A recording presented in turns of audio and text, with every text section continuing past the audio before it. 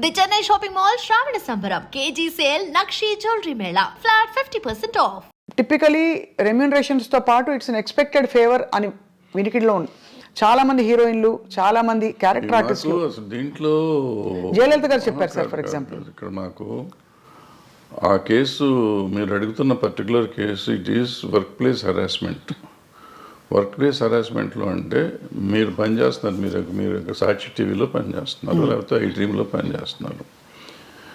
మీకు నాకు ఏదో వైరం ఉందో, లేకపోతే మన ఇద్దరికి సమ్ స్కోర్ సెటిల్ చేసుకోవాలి. నేను సడన్గా మీరు వెళ్ళి యాంకరింగ్ చేస్తూ ఉంటే ఇట్లా జరుగుతుంటే మధ్యలో వచ్చేసి ఆపేసే స్వప్న బయటికి డామ్ డూమ్ అంటే that is work place harassment. ఏమీ చెయ్యిపోయినా అతను మనిషి మీకు చాలా ఇష్టమై ఉండొచ్చు, మీతో వాళ్ళకి ఉండి ఉండొచ్చు, ఏదైనా అయి ఉండొచ్చు, but is no business to can get in to the premises. First point, that is work place harassment. So అటువంటి టైప్ ఆఫ్ కేసెస్ దాంట్లోకి వస్తాయి. మిగిలిన ఇవన్నీ మనకు సంబంధం లేని కేసులు. కానీ ఇది ఇక్కడ సెక్షువల్ ఎక్స్‌ప్లాయిటేషన్ జరిగింది. Also sexual exploitation. ఏం right to has got, you might be having right on you some ఏదైనా రకంగా, but you should have waited outside. లోపలికి వచ్చి అంత ఇది లేదు కదా. And it's not his premises, my premises. అదే లోపల రావటమే తప్పు కదా. సో ఇవన్నీ అంటే మరి వీటికి పరిష్కారాలు ఉంటాయంటారా? బికాజ్ మూవీ ఆర్టిస్ట్ అసోసియేషన్ ఏముంటుందా పరిష్కారం? ఏదో ఉంటాయి, చట్టాలు ఉంటాయి, చట్టాలు చెప్పినవి సగం చేస్తూ ఉంటాం. చట్టాలు చెప్పినందువల్ల అవుతుందా? ఏది అవుతుందంటే మనం కూడా తప్పు చేసామా లేదా, ఇది తప్ప కాదా అనేది మనం ఆలోచించుకోవాలి. మనం కూడా కొంచెం పెద్ద మనసు చేసుకుని ఈ చూసి చూడనట్టు మనం వెళ్ళాలి. జరుగుతూ ఉంటాయి తప్పులు, నాతో జరుగుతాయి, మీతో జరుగుతాయి, ప్రతి మనిషితో జరుగుతాయి తప్పులు. ఆ తప్పుని మనం దాన్ని ఇంకొంచెం అల్లరి చేసుకుంటానికి ట్రై చేయకుండా దాన్ని సరిగ్గా పరిష్కరించుకుంటే ఈజీగా సాల్వ్ అయిపోతుంది. అసలు ఇష్యూ ఏముంది? ఎవరి పనులు చేసుకుంటున్నప్పుడు ఇష్యూస్ ఏముంటాయి ఇక్కడ? అది కరెక్టే కదా సార్ అది. కానీ okay, final question on this topic sir. వాతావరణం చాలామంది ఇప్పుడు క్యారెక్టర్ ఆర్టిస్టులు బయటకు వచ్చి ఇంటర్వ్యూలు ఇచ్చిన సందర్భాల్లో చెప్పారు, పలానా టైంలో నేను లొంగిపోవాల్సి వచ్చింది, నాకు ఆప్షన్ లేకపోయింది, రాత్రి 2 గంటలకి నా డోర్ వచ్చి కొట్టేవారు తాగేసి. మరి ఇవన్నీ ఏమిటంటే వీటిని ఏ పరిధిలో చూడాలి, ఏ కోణం నుంచి చూడాలి? ఇవి ఇంటర్వ్యూ అంటే ఇవేదో ప్రైవేట్గా చెప్పినవి కాదు సార్, బహిర్గతంగా చెప్పారు. ఇప్పుడు ప్రాబ్లం ఏంటంటే ఇక్కడ మన సమాజం ఫస్ట్ అసలు ఆడపిల్ల అంటేనే లోకువ. బయట కూడా సమాజంలో జనరల్గా సినిమాల్లో ఉన్నాడంటే అసలు మరీ లోకువ. అంటే వాళ్ళకి ఏదో taken for granted. Correct, taken for granted. So ఎవళ్ళైనా ఏదైనా చేయొచ్చు. అండ్ ఈ సినిమాల్లో నిజాలెన్నో అబద్ధాలెన్నో మనకేమీ తెలియదు, కానీ ప్రతి వాళ్ళకి ఒక ట్యాగ్ పెట్టేసి ఉంటుంది. ఈ అమ్మాయి ఆ అబ్బాయితో ఉంది, ఆ అబ్బాయి ఆ అమ్మాయితో ఉన్నాడు, సంథింగ్ ఉంటుంది. అవును. ఈ ఇంటాక్సికేషన్ స్టేజ్ వస్తుంది. నైట్ తలుపులు కొట్టేవాళ్ళంతా మందు కొట్టినట్టు వస్తారు. వాళ్ళకి నాకు దొరకలేదు, వాళ్ళకి ఈ టైప్లో ఉంటారు వీళ్ళంతా. దీని మీద ఏడైతే తలుపు కొట్టి ఆడి దగ్గరికి వెళ్ళా, నా దగ్గర రావా, ఈ టైప్లో ఉంటారు. ఇవన్నీ ఇటువంటి అంటే ఊరికి చెప్పు, దీని మీద కాదు, బట్ అటువంటి జరుగుతానికి అవకాశాలు ఉంటాయి. రైట్. కానీ చాలా గొప్పగా గౌరవం నిలుపుకుని అద్భుతమైన సినిమాలు, అంటే నిజంగా కళాఖండాలు సృష్టించిన గ్రూప్స్, టీమ్స్, టెక్నీషియన్స్ ఎంతమంది ఉన్నారు సార్? చాలా గొప్పవాళ్ళు ఉన్నారు. అన్ఫార్చునేట్లీ వీటి గురించి ఎక్కువ మాట్లాడతాం కానీ మనం. అద్భుతం. ఇప్పుడు ప్రతి మనిషికి వీక్నెస్ ఉంటుందమ్మా, రకరకాల వీక్నెస్ ఉంటుంది. ఆ వీక్నెస్ ఏదైనా అయ్యి ఉండొచ్చు. అమ్మాయి అయ్యి ఉండొచ్చు, కులం అయ్యి ఉండొచ్చు, మతం అయ్యి ఉండొచ్చు, ఇంకోటి ఉండొచ్చు. సో ఆ వీక్నెస్ని గురించి మనం మాట్లాడితే ఇప్పుడు మంచిని గురించి కూడా మాట్లాడవచ్చు కదా. తప్పకుండా. మంచిని గురించి మాట్లాడితే ఇప్పుడు ఈ అమ్మాయిల వీక్నెస్ని గురించే మాట్లాడితే ఇవాళ సమాజంలో ఎంతమంది నిలబడతారు? పొలిటీషియన్స్ని తీసుకోండి, సినిమా యాక్టర్లను తీసుకోండి, ఈవెన్ బయట సమాజంలో తీసుకోండి, సాఫ్ట్వేర్లో తీసుకోండి, మీడియాలో తీసుకోండి, ఎక్కడన్నా తీసుకోండి. స్త్రీయే మూల కారణం అంటారు. ఇప్పుడు నేను ఉంది కదా, ఈ కేసు ఉంది కదా, ఇది మన ఐసీని పెట్టిన కోర్టు, అదే పాష్ రూల్స్ ప్రకారం తీసుకుంటే ఈ చెప్పిన ఏ సెక్టర్లో అయినా మగవాళ్ళు ఉంటారా? ఉండరు.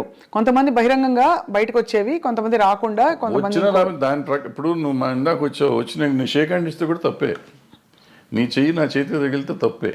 అకార్డింగ్ టు ఈ పాష్ act. Bad touch good touch అంటారు. నువ్వు బ్యాడ్ టచ్గా ఫీల్ అయ్యావు, నేను గుడ్ టచ్ నీకు ఇచ్చింది. అలా కూడా పెడతారు సార్ కేసులు? బ్యాడ్ టచ్ గుడ్ టచ్ అవుతుంది కదా. ఉంది, బట్ అంటే దానికి ఒక సమంజసమైన పరిధి ఇవ్వాలి. నిజంగా ఉండొచ్చు, నీకు నువ్వు ఫీల్ అయ్యి ఉండొచ్చు, నేను ఫీల్ అయ్యి ఉండకపోవచ్చు, నువ్వు ఫీల్ అయ్యి ఉండొచ్చు. నువ్వు ఫీల్ అయితే కేసేగా. అది మొత్తానికైతే క్లిష్ట పరిస్థితుల్లో అలా అదే మామూలుగా వస్తున్నావు. నేను చనువుగా ఫాదర్లీ ఫీలింగ్తో స్వప్న బలి చేసావు, ఒక దెబ్బేసి అనుకో, అమ్మాయిని ముట్టుకున్నావు, కొంపని కింద అయిపోయాను. నువ్వు కేసు పెడితే నేను అయిపోయాను.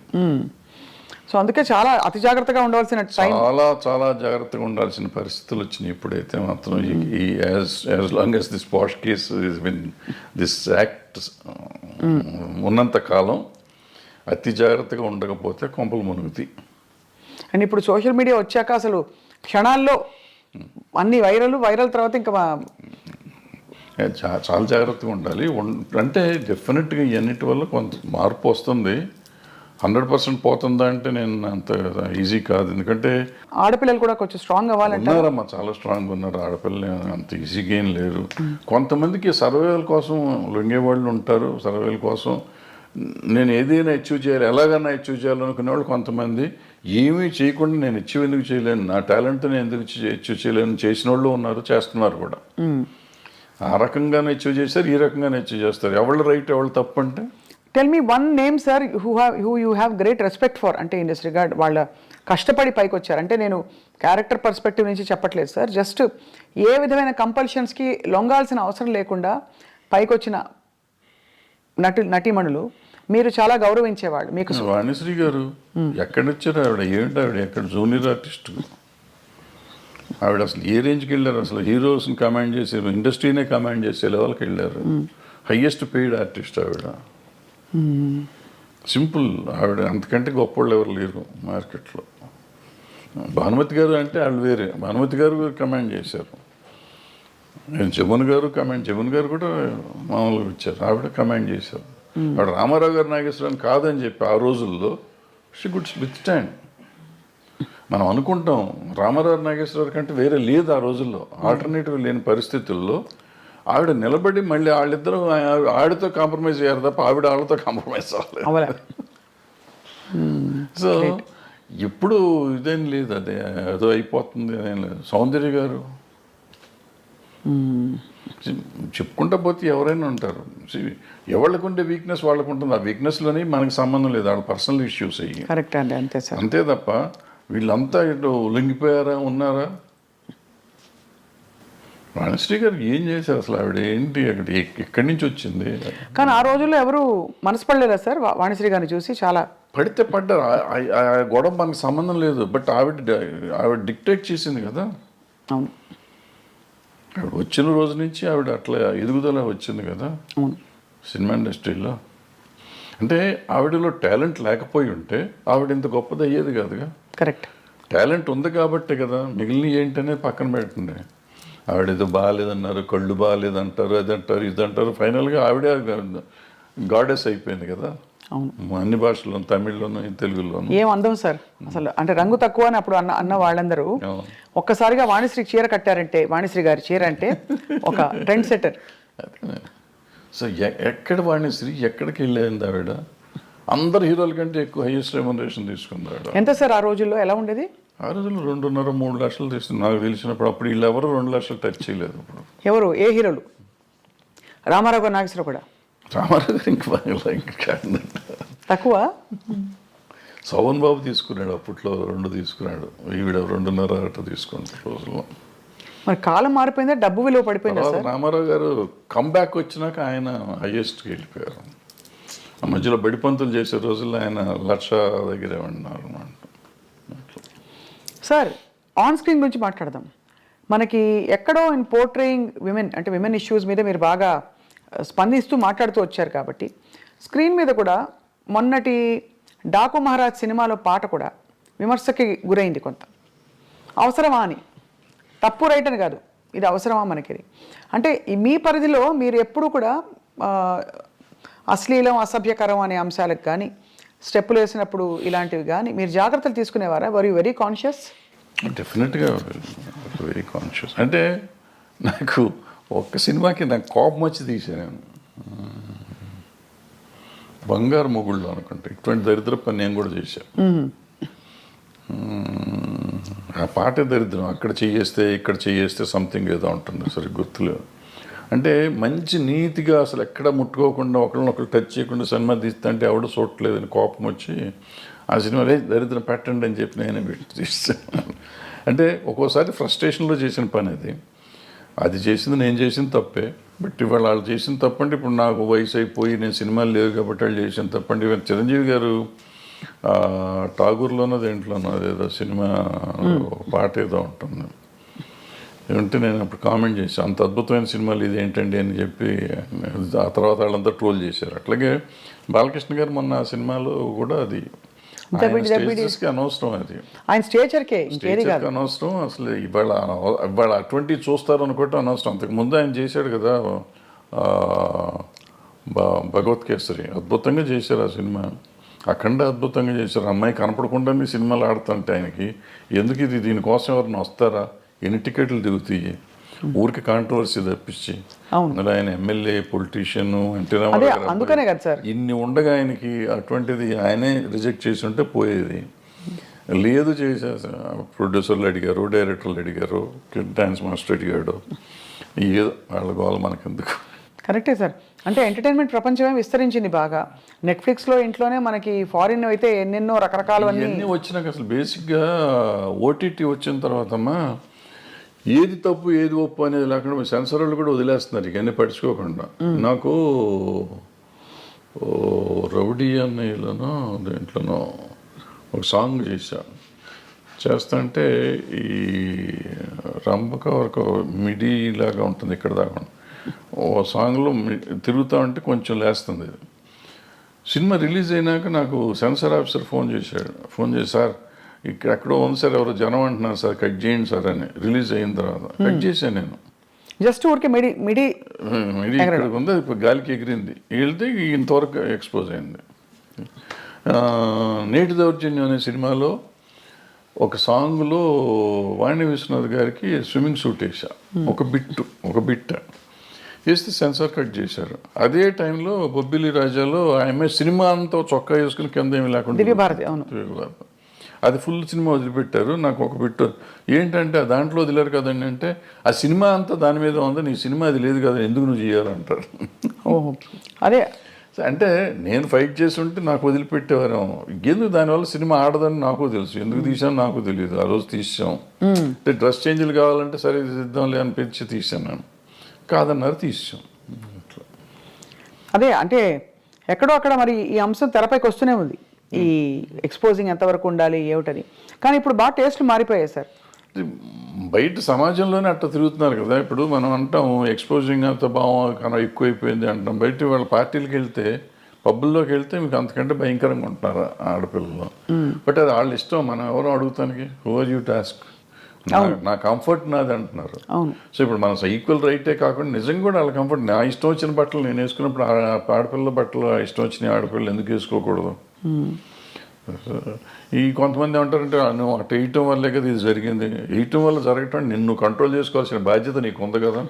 అవును, ఈ సమాజంలో ఉంటే నేను చూసి నేను ఆ అమ్మాయిని చూడగా నాకు ఏదో అయ్యింది అనేది ఆన్సర్ కాదు. బోస్ గారు కరెక్ట్గా రాశారు, you have to control your self. Correct. అంటే కోకా కడితే కొరకొరమంటూ చూస్తారు, పొట్టి గౌను వేస్తే పట్టి చూస్తారు. అది అంటే ఇంచుమించు మీరు అన్నట్టు అది అనాదిగా అది సృష్టిలో ఉండే ఒక వైపరీత్యం అలా కొనసాగుతుంది. అంటే సినిమా ఇండస్ట్రీ పాపం ఫోకస్లోకి వచ్చింది. కానీ అది సార్ మరొక అంశం, మీరు తెరపైకి చాలాసార్లు వచ్చి మాట్లాడారు, ఈ డ్రగ్స్ ఇష్యూ కూడా, ఇలాంటి కాంట్రవర్సీలు ఇవి బాగా, అంటే drugs because of the free money, easy money అందుబాటులో ఎక్కువగా ఉన్నది చిత్ర పరిశ్రమలో. లేదు మీరు అన్నట్టుగా పొలిటీషియన్స్, బిజినెస్ మ్యాగ్నెట్స్ వాళ్ళ ఫ్యామిలీస్లో. కాబట్టి దీనివల్ల ఎలా ఖర్చు పెట్టాలో తెలియక ఈ డ్రగ్స్ వీటి అలవాట్లు బారిన పడతారని చెప్పి కొంతమంది ఎవరో చెప్పారు, గ్లామర్ కోసం తీసుకుంటారని. Is that true sir? అసలు ఫస్ట్ పాయింట్ నువ్వు చెప్పిందంటే నేను ఏకీపించను. ఇదేంటంటే సినిమా ఇండస్ట్రీలో డబ్బు చాలా ఎక్కువ ఉంటుంది అనేది నమ్మన్నాను. అసలు సినిమా ఇండస్ట్రీలో వచ్చే కొంతమంది దగ్గర డబ్బులు వస్తే బాగుంటుంది. చాలామంది 80% మధ్య వాళ్ళు డే టు డే ఎక్స్పెన్సెస్ కూడా ఎత్తుకునే బ్యాచ్ ఉంటారు. ఓ 10% ఉంటారు నువ్వు చెప్పిన డబ్బులు ఎక్కువ ఉన్న వాళ్ళు ఉంటారు. కొంతమంది ఎడిక్ట్స్ అవుతారు. ఇప్పుడు మన స్కూల్లో పిల్లలు ఉంటున్నారు, స్కూల్లో పిల్లలు దే ఆర్ ఎడిక్ట్స్ నౌ. వాళ్ళకి ఇది ఈ డ్రగ్ కొనే డబ్బులు లేకపోతే వైట్నర్ ఉంటుంది కదా, వైట్నర్ తినేసి దాన్ని అలవాటు చేసుకుంటున్నారు. ఈవెన్ రైల్వే కూలీలు అలవాటు చేసుకుంటున్నారు అటువంటి. సో ఇవన్నిటికీ ఏంటంటే వాటిని అరికట్టే మార్గం మనం ఎత్తుకోవాలి. సో డబ్బు ఉంటే వస్తారు, డబ్బు ఉన్న వాళ్ళే చెడ్డవాళ్ళు, డబ్బు లేని వాళ్ళు మంచివాళ్ళు అనే శాస్త్రం అక్కడ లేదు. ఈ దురలవాట్లు అనేవి డబ్బు ఉన్నా లేకపోయినా అవుతుంది. సో ఈ అలవాటుని అరికడతాం ఎట్లా అనేది మనం ముందు ఆలోచిస్తాం. అంటే ఈ డబ్బుని దానికి లింక్ చేయకూడదు ఫస్ట్. అవును, దురలవాటుకి డబ్బుకి లింక్ చేయకూడదు. వ్యసనం అనేది డబ్బుతో రాదు, వ్యసనం నేచర్తో వస్తుంది. సో నేచర్ని కంట్రోల్ చేయాల్సిన బాధ్యత, నేచర్లో ఉన్న దీన్ని వ్యసనాన్ని కంట్రోల్ చేయాల్సిన బాధ్యత తల్లిదండ్రులకో లేకపోతే ఫ్రెండ్స్కో తీసుకోవాలి బాధ్యత. ప్లస్ మనం పర్సనల్గా పెరుగుతున్న కొద్దీ చేసుకోవాలి. అదేనో మీరు చెప్పినట్టు ఏదో అదేది అందం కోసం మన ఈ తీసుకుంటారు అనేది నాకు కరెక్ట్ కాదు. అంటే స్టెరాయిడ్స్ చేస్తారు, కండలు కనపడటం కోసం స్టెరాయిడ్స్ తీసుకుంటారు అంటారు. అది కూడా ఎఫెక్ట్ చేస్తుంది, అది కరెక్ట్ కాదు, తీసుకుంటాం కరెక్ట్ కాదు. కానీ అంటే డెఫినెట్గా మీరు అన్నట్టు ఒక వాతావరణం అయితే ఖచ్చితంగా ఒక ఫ్రీ వాతావరణం అయితే కొన్ని పరిశ్రమల్లో ఎక్కువ కనిపిస్తుంది. లైక్ ఉంది అన్ని చోట్ల, కాలేజెస్ దగ్గర అమ్ముతున్నారు, స్కూల్స్ దగ్గర అమ్ముతున్నారు, పబ్బుల్లో అమ్ముతున్నారు, ఎక్కడ పడితే అక్కడే అమ్ముతున్నారు తీసుకొచ్చి. సార్ మీరు డబ్బులతో కాదని చెప్పారు, ఆ రోజువారీ సర్వైవల్కే చూస్తున్న వాళ్ళు కూడా చాలా మంది ఉన్నారు ఇండస్ట్రీలో. సార్ సూరి సినిమా టైంలో మీరు ఇబ్బంది పడ్డారా డబ్బులకి? నేను సినిమా తీసిన ప్రతి సినిమాకి ఇబ్బంది పడతాను, దీనికి ఇబ్బంది పడలేదు. మీరు ఎప్పుడు అంటే I never seen you lavish, ఎవరు మిమ్మల్ని అలా చూడలేదు. అది మీ చాయిసా మీ పరిస్థితా?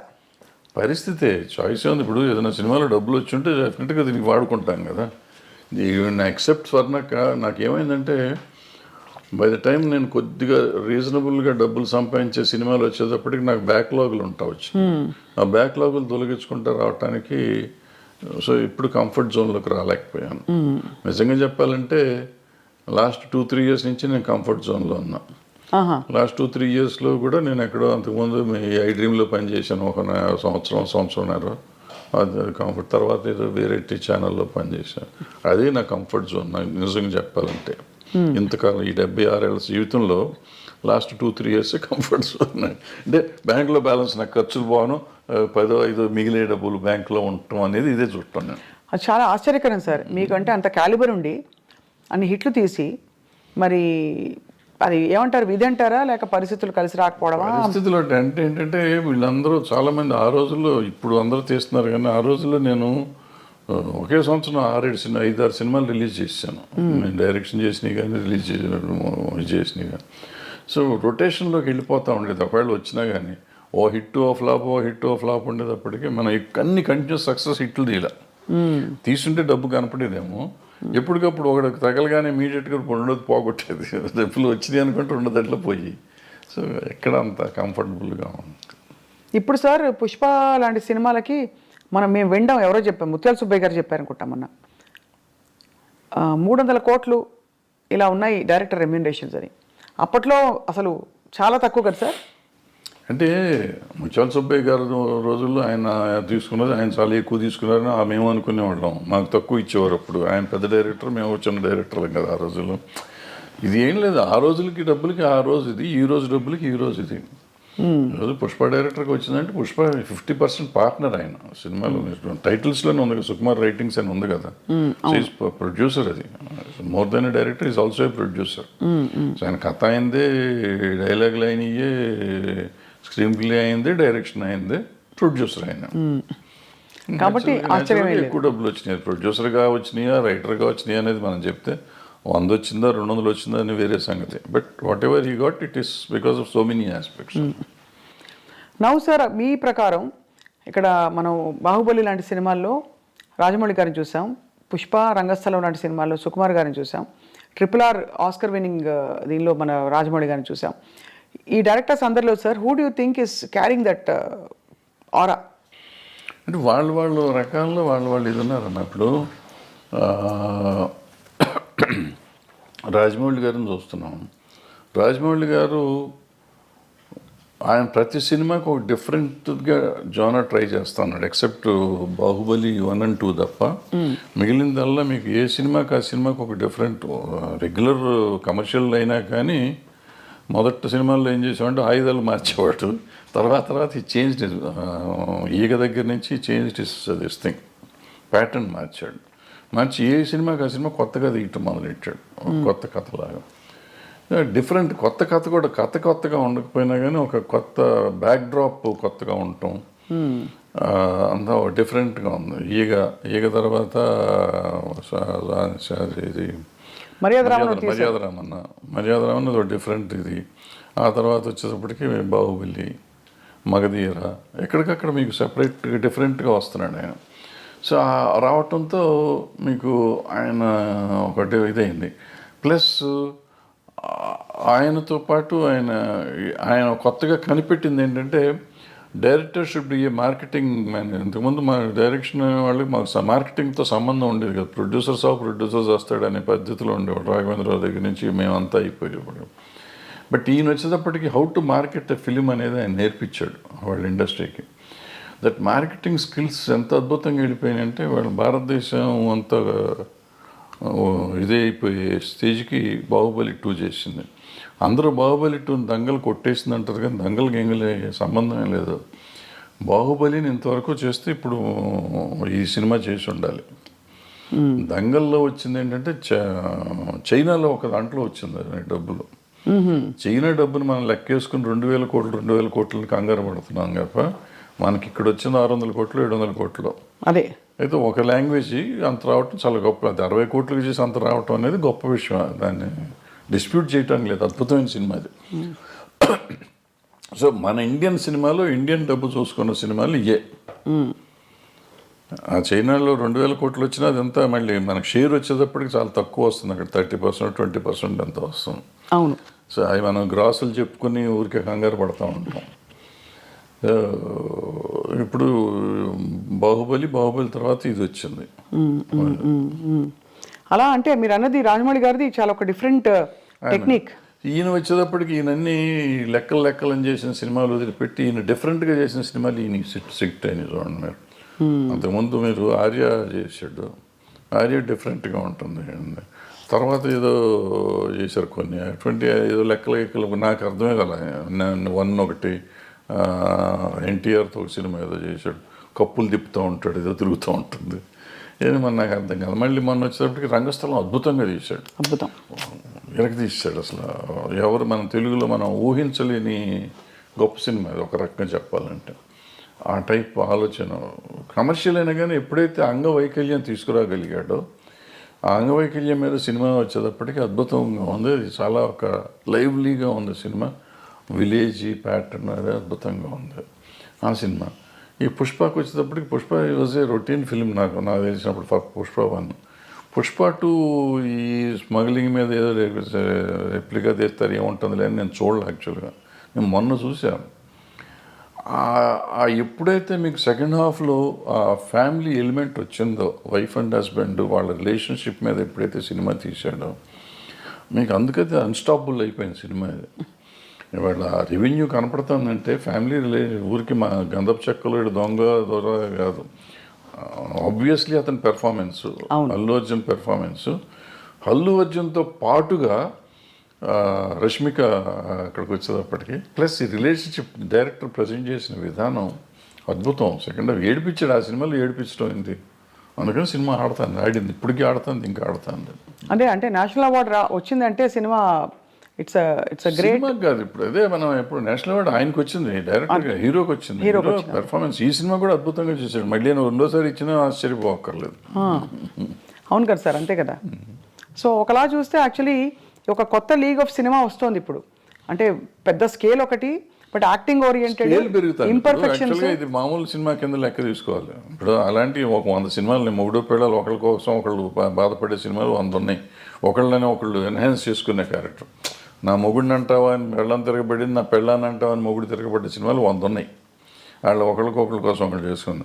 బట్ ఇవాళ దీని బ్యాక్గ్రౌండ్ ఈ గంధపు చెక్కలు ఇవన్నీ తీసుకుని చేస్తే ఎందుకంటే నేను కోతల రేటు చెప్పానే అలాంటి ఇలాగా ఇతను దొంగకి ఒక స్మగ్లర్కి వైఫ్ అంటే అంత ఎందుకు ఉండాలి? నేను నన్ను ఇన్సల్ట్ చేసినందుకు కదా నా భార్య పేరు ఎత్తినది నాకు కోపం వచ్చింది, అందుకని నేను చూస్తానంట, నేను తట్టుకోలేను అంటాడు. ఎవరేం చెప్పినా ఒప్పుకుంటా ఏమన్నా కానీ నా భార్య చెప్తే వింటానంటాడు. మరి అంత స్మగ్లర్కి ఈ సెంటిమెంట్ ఎందుకు ఉండాలి? నేను అక్కడ చెప్పానే వైఫ్ని చెల్లి అన్న దరిద్రుడు తండ్రి కోసం జైలుకి వెళ్ళిపోయి చచ్చిపోతానంటాడు. అవును అవును. సో అది నీకు ఎప్పుడు వేరియేషన్ వచ్చేటప్పటికి నీకు తేడా వచ్చేస్తుంది. సో అక్కడ ఇక్కడ కూడా మంచి దొంగలు మధ్యలో దొంగ రాసుకలు తీశారు మీరు. దొంగ రాసుకలు టైటిల్ ఎట్లా పెట్టారు సార్ అది?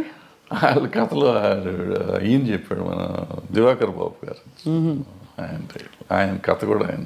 నేను ఆ టైటిల్ ఒక్కటే చూసి మీ సినిమాలన్నింటిలో మీరే పెట్టుకుంటారు. రైటర్ ఆయన, అతను మన తమిళ ఆయన రైటర్. సో భలే ఒక long innings 50 years in the industry. Everybody అందరూ మిమ్మల్ని అంత గౌరవిస్తారు, ఇప్పటికీ ఇష్టపడతారు. కానీ మీరు కుండ బద్దలు కొట్టి మొహమ్మీ చెప్పేస్తారు అన్నీ. ఎప్పుడు మీకు శత్రువులు తయారు అవ్వలేదా? ఉన్నారు, కొంతమంది అవుతారు, కొంతమంది తిడతానే ఉంటారు, అప్పుడప్పుడు తిడతా ఉంటారు, నన్ను చంపేస్తా ఉన్నట్టు కూడా ఉన్నారు. ఉన్నారా? నడుస్తూ ఉంటారు. అంటే ఏ ఇష్యూలో సార్? ఏదో ఒక ఇష్యూలో వాళ్ళకి నచ్చని ఏదైనా చెప్తే కోపం వస్తుంది కదా. ఎవరు సార్? నేను దాసనారాయణరావు గారు, నేను కృష్ణ గారు భయంకరంగా పోట్లాడుకున్నాం. అవునా? ఎలా పోటాడుకున్నారు? ముఖాలు కూడా చూసుకునే లెవెల్లో పోటాడుకున్నాం. తర్వాత మేము ఇద్దరం అసలు నేను కృష్ణ గారు కానీ నేను దాసనారాయణరావు గారు అంత క్లోజ్గా మళ్ళీ ఎవరు లేరు.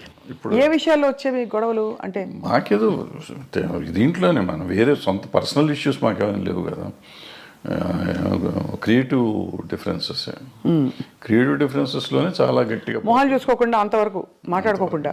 అప్పుడు సెల్ ఫోన్ లేవు ఇవన్నీ. అంటే మీరు మరి మళ్ళీ ఎలాగా మేకప్ అలాగా మళ్ళీ ఆటోమేటిక్గా అయిపోయింది. ఆటోమేటిక్గా అంటే ఎవరిలోనూ కల్మషం లేదు. ఇప్పుడు నాకు కల్మషం ఆయన మీద, నారాయణరావు గారి మీద కానీ కృష్ణ గారి మీద కానీ కల్మషం ఉండి నేను పంతం బట్టి ఉంటే వేరే, వాళ్ళకి నా మీద అటువంటిది ఏం లేదు. ఒక క్రియేటివ్ డిఫరెన్స్ వచ్చింది నాకు కృష్ణ గారికి, అట్లాగే దాసనారాయణ గారికి నాకు క్రియేటివ్ డిఫరెన్స్ వచ్చింది. సో అప్పుడు యూత్లో ఉన్నాం కాబట్టి దాసనారాయణరావు గారి మీద కొంచెం చిల్లల పల్లలుగా నేనే ఆయన మాట్లాడలే పాపం. సో ఆయన పిలిచి ఒక రోజు కూర్చోబెట్టి మాట్లాడారు, సెట్ అయిపోయింది. మీరు ఫాండ్గా ఇష్టపడి వేసుకునే మీ సినిమా ఏది సార్? వేసుకుని చూసే సినిమా పోతే పోనీయా, స్వర్ణక్క? నాకు పోతే పోనీ ఒకటిను, అలజడి ఒకటి. అలజడి ఎందుకంటే అలజడి ఇట్స్ మై ఓన్.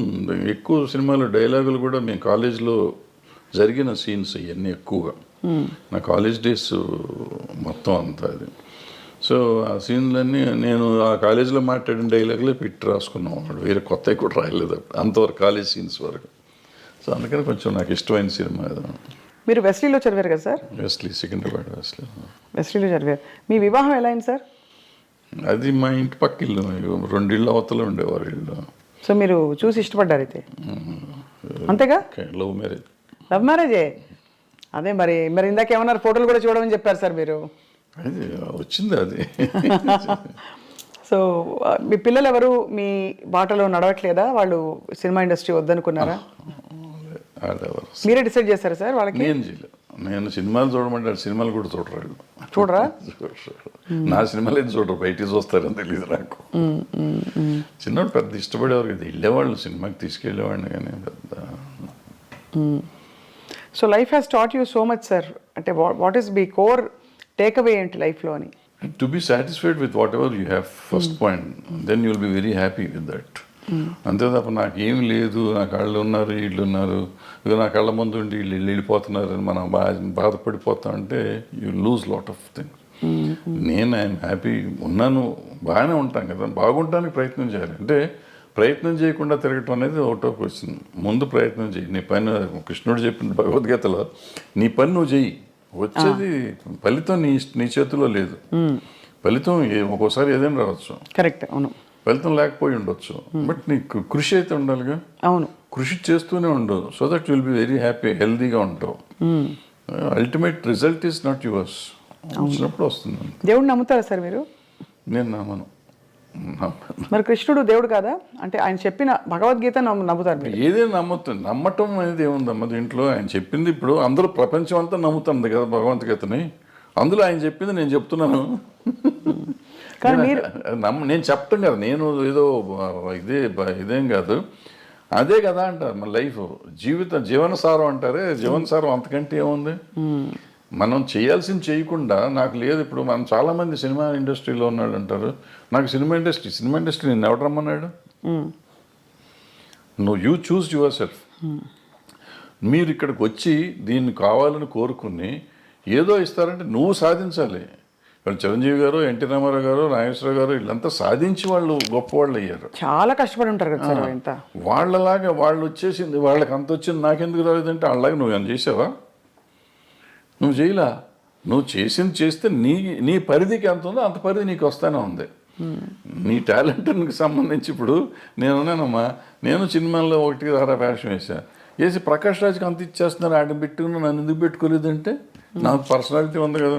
ఆయన యాక్టరు, ఇవాళ దేశాన్ని ప్రపంచంలోనే ఆయన పేరు చెప్పుకునే అంత గొప్ప యాక్టర్ అతను.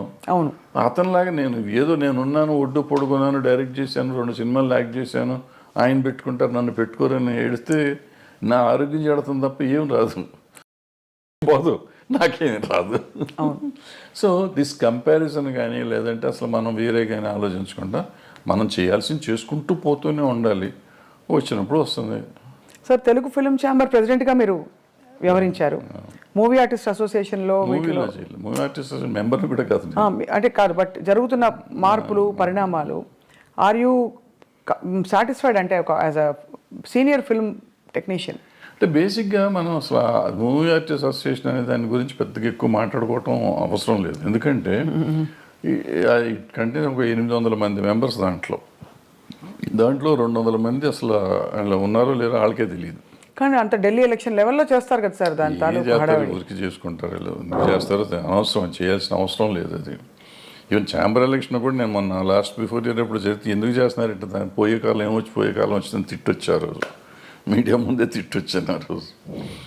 అంతే, మనకి ఏదో సరదాగా ఎలక్షన్ చేసుకోవాలి తప్ప దీంట్లో రూపాయి వచ్చేది లేదు ఎవరికి. ఫస్ట్ పాయింట్, మన టైం వేస్ట్. బట్ నువ్వు సర్వీస్ చేద్దామని వచ్చినప్పుడు డబ్బులు ఎందుకు ఖర్చు పెడతాం? నువ్వు చేసే సర్వీసే ఎక్కువ, సర్వీస్ చేస్తున్నావు.